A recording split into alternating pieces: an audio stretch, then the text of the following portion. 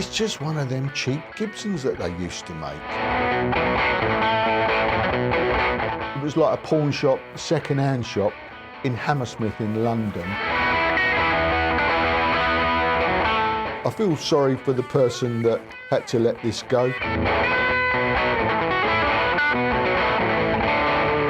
We're going to review it like we do normally. Why not? Let's make a film. It's a coffee stain, isn't it? Look at that. There you go. It's nothing at all to see there, except some more holes. Where'd that one come from?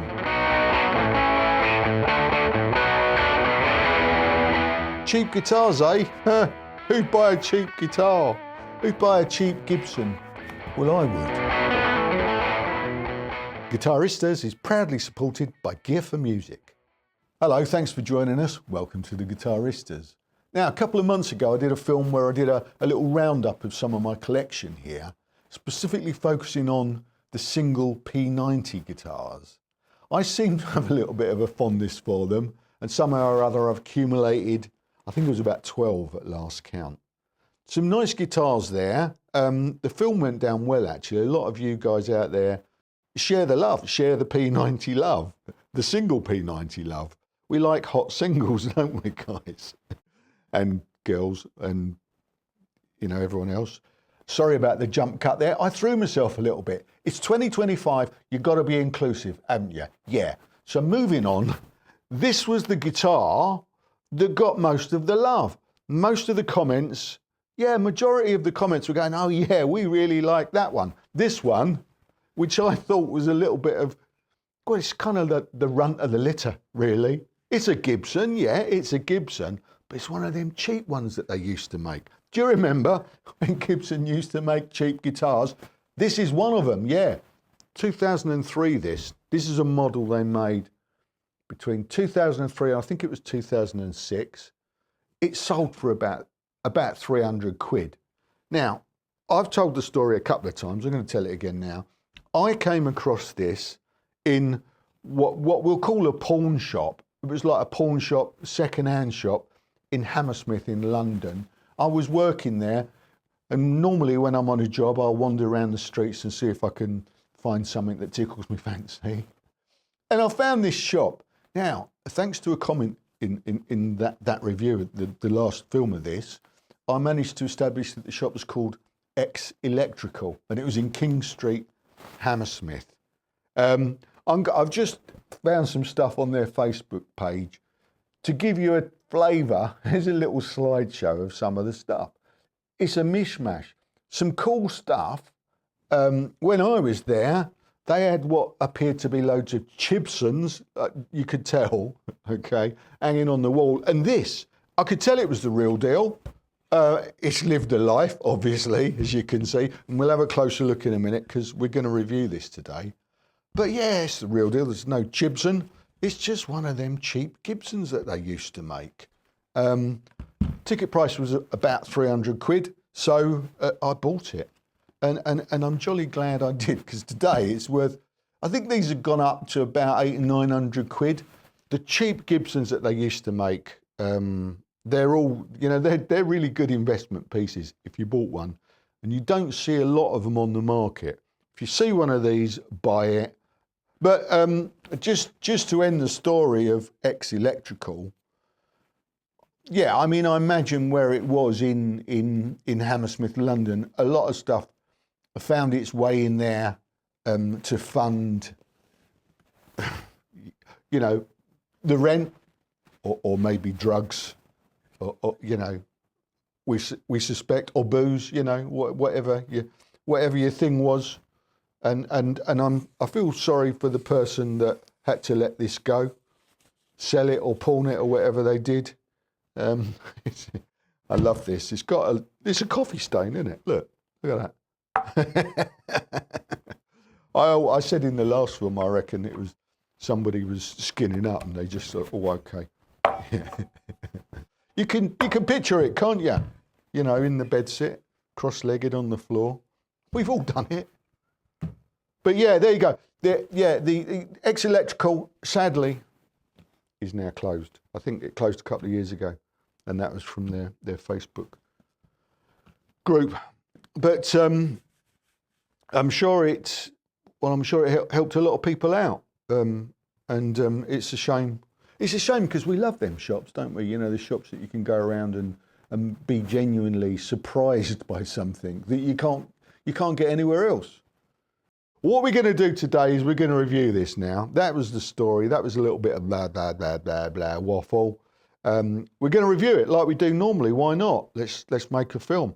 Let's take it apart. Let's, you know, and play it and measure the neck and all that and have a good old jam. Yeah, let's get on with it. Now, as you can see, it's pretty basic. It's a slab body. It's quite thin. And as far as I can tell from the research that I've done, I've had a look online to try and find out what the specs are.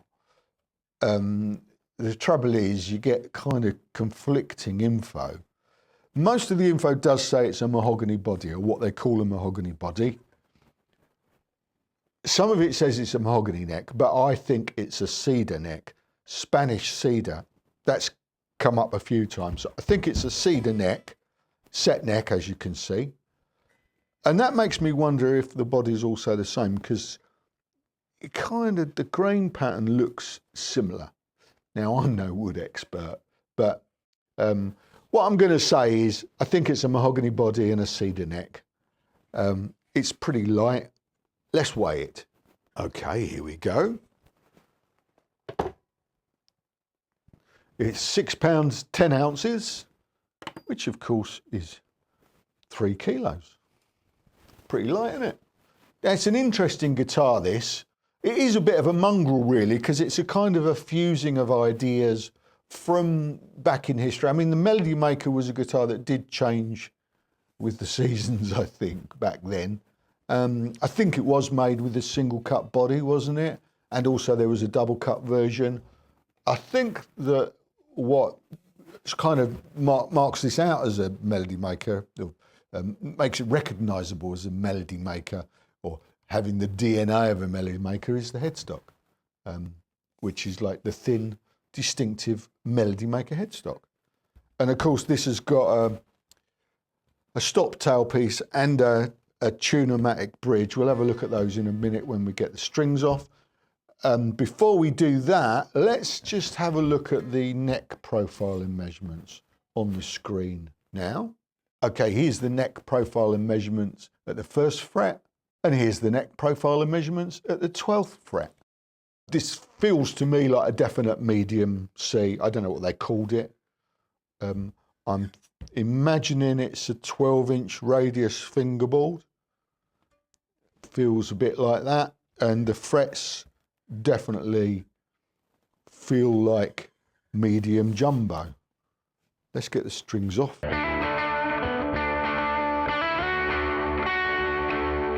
going to have a closer look at the frets now.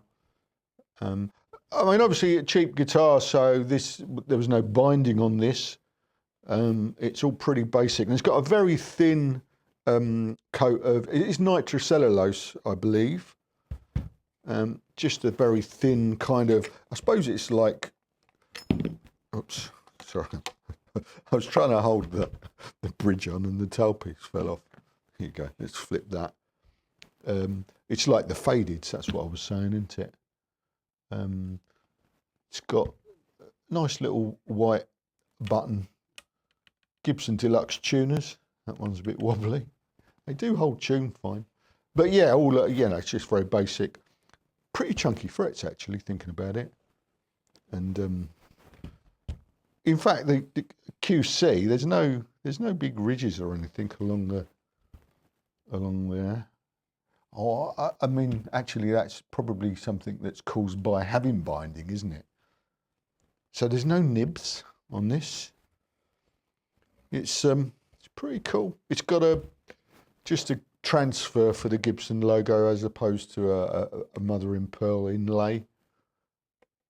And on the back, it's got the serial number, a made in USA stamp. And it's got the 2-screw truss rod cover, bell style truss rod cover, they call that, don't they? Okay, and up here, oh, nice, proper lightweight. But that's interesting. Oh, it says made in Japan on the tailpiece. I wonder if that was an original, or wonder if did I put that on? I might have done, you know, because actually at some point this had I fitted a Bigsby to this with a Vibramate. So it's not marked it, although it has little marks in the nitro where the pads were. So I might have, yeah, I might have replaced the original. I can't imagine I can't imagine that a Gibson from 2003 will have any Japanese parts on it. Tell me if you know differently, please, anyone. This is the Nashville style Tune-o-matic. I am guessing it was the original part. No markings on that at all. Little standard 4mm posts. So there you go. It had a different scratch plate on it when I bought it. So that's why it's got extra holes there. I fitted this one. I'm not sure where I got that one from. I probably drilled new holes. Let's get a screwdriver. I mean, obviously there's absolutely no point whatsoever in removing this, but believe it or not, some people watch this channel for the calming effect of watching some old bloke talking bollocks doing pointless things. So this is for you. Everyone else, you can skip forward. You know, the timestamps are in the description box. I forgot to mention that earlier. You're not here anyway, are you? You've already skipped, haven't you?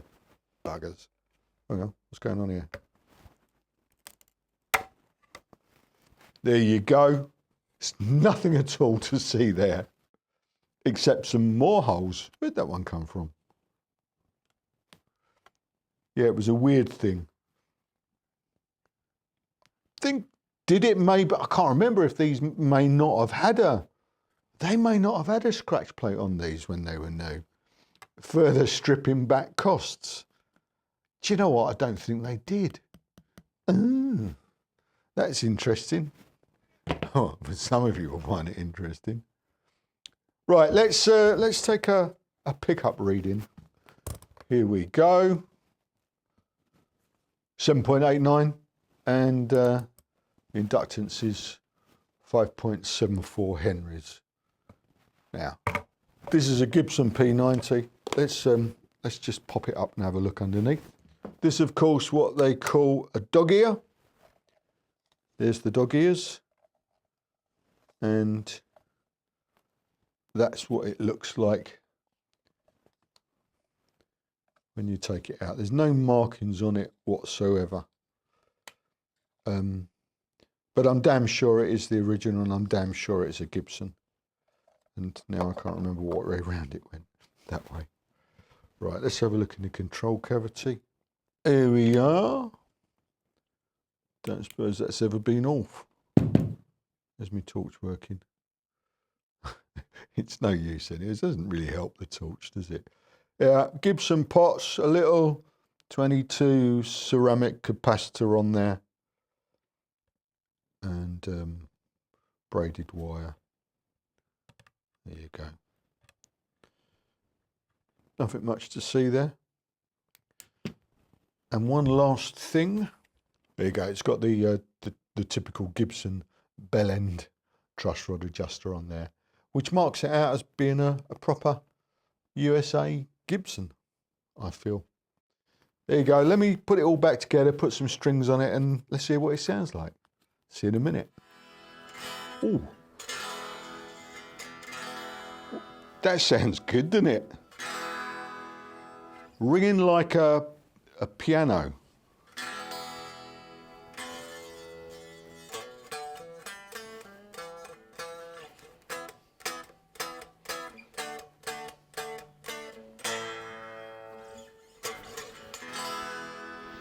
Right, here we go. Fully cranked.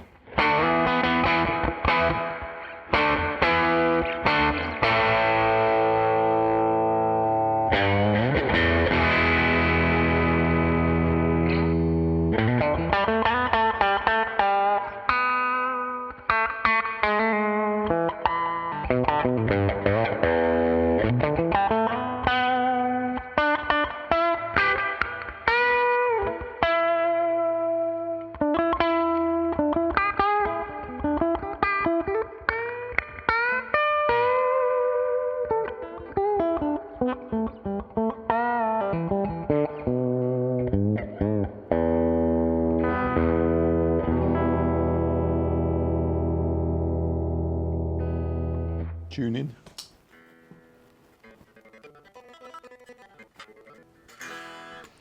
They were all sharp because I'd left it overnight. I strung it up yesterday, left it overnight, and it's really cold here today in the UK. And because it's really cold, the strings of, well, like, you know, metal expands in the heat, doesn't it?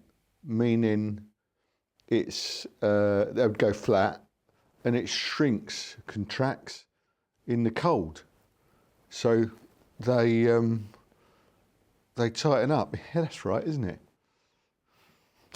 Anyway.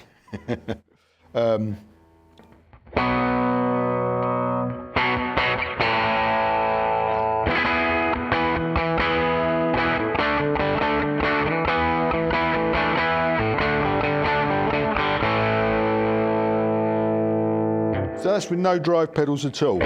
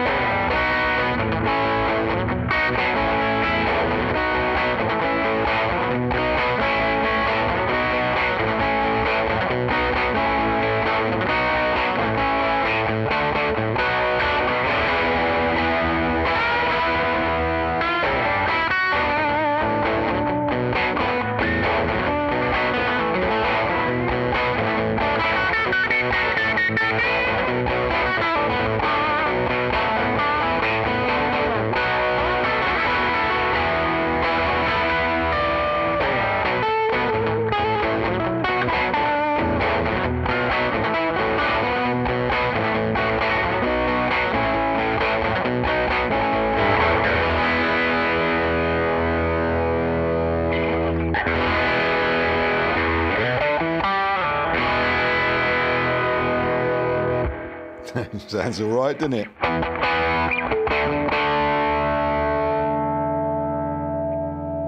What else do we do?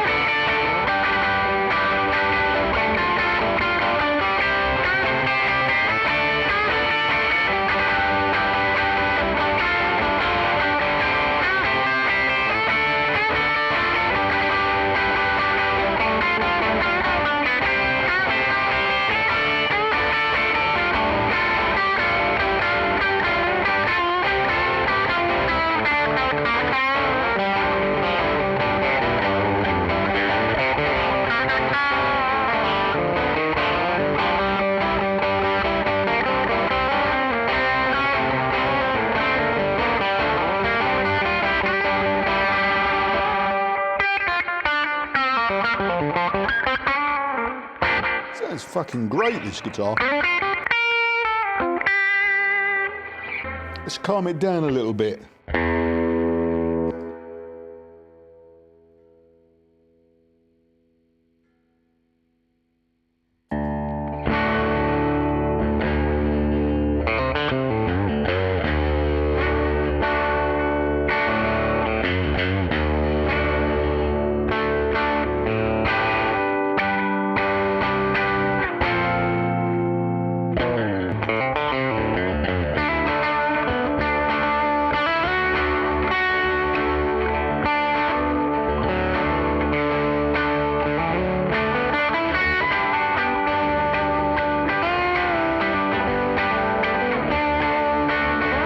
There you go. I think we'll leave it there. It speaks for itself, doesn't it?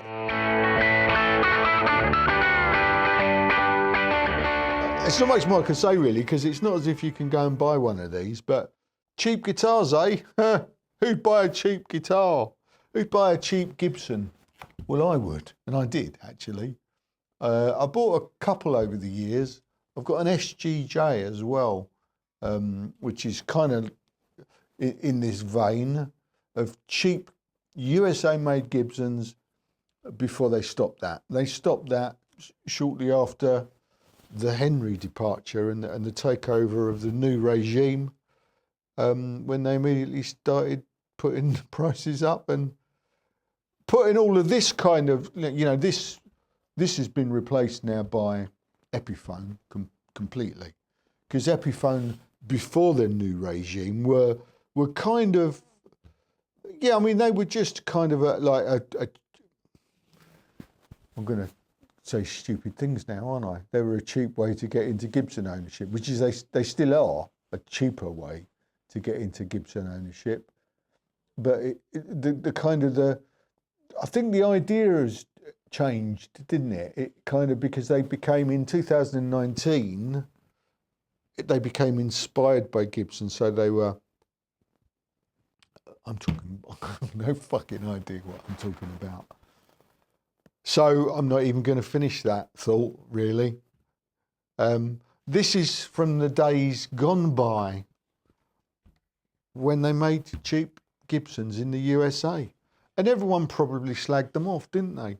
If I'd had a YouTube channel then, I'd probably gone, oh, that's rubbish, isn't it? It's, you know, the QC's shit and stuff, probably. I might have to look back and see if anyone reviewed these. Yeah, that'd be good, wouldn't it? I couldn't find any for sale. I looked on the Reverb. I couldn't find one of these for sale. To be fair, I didn't look on eBay. I wouldn't buy guitars on eBay anymore, I don't think. I think Reverb's a place for that, isn't it? Or a lot of the dealers now. The dealers. What am I on? Nothing, actually, is the answer. I'm high on guitars and life. What was I saying? A lot of the dealers are doing used stuff now, aren't they? I know Gear for Music Car. They've got a big used... hang on, there's going to be a jump cut here while I think of the word. Program. A used gear program, yeah, where you can, you can part X your gear, or sell your gear directly to them. I think a lot of the dealers, blimey, what's going on with me? I've just enjoyed that today. I've enjoyed it this week. I like getting out my older guitars and having a proper look at them and a play, really, because I've hardly played this since I've had it, really. And I was just looking back and I think, I wonder why, because this could just be your guitar. It costs 300 quid. It's nice that it's got, the brand that I so inexplicably love on the headstock, because it makes it that bit extra special, doesn't it? You've got the real thing. Anyway, that's it. I'm going to leave it there. I don't know what was going on this week, but that's what we did. Thanks for watching, and come back next week and see what we're up to then. Yeah, that's it. Oh, before I go, I just want to say congratulations to Vivi and Brian, winners of the SGs in the raffle last weekend. So top prize, top prize, first prize, whether or not you think it's the top prize or not, is down to your own personal preference. But first prize of the 63 Les Paul SG Custom on its way to Vivi in Sweden. In fact, I think it arrives today. And the 64 Standards on its way to Brian in Ohio. Congratulations, fellas. And I'm going to just say as well that, as it happens, both of those only bought a small amount of tickets. I think it was 1 and 2. Now, I've got nothing against anyone buying more than that. I'm happy to take your money, you know. I think, you know, there are bundles to do, you know, 4, and you get, you know, free tickets and stuff if you want to buy 4. I've got to just say that some people went fucking mental and a few people bought way too many tickets for me to feel comfortable about it.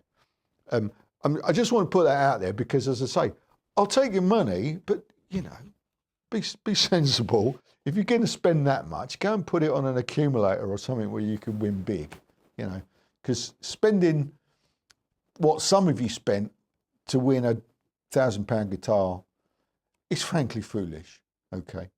So I'm happy to take your money, but I just want to put it out there. I'm not comfortable with that. And on that note, I'm going. That was serious. That was a serious note, wasn't it? I'm very, very rarely am I serious. So let's, well, I can't leave on a high note, can I? Now, I'm going out on that. Yeah, see you next week. Ta-da.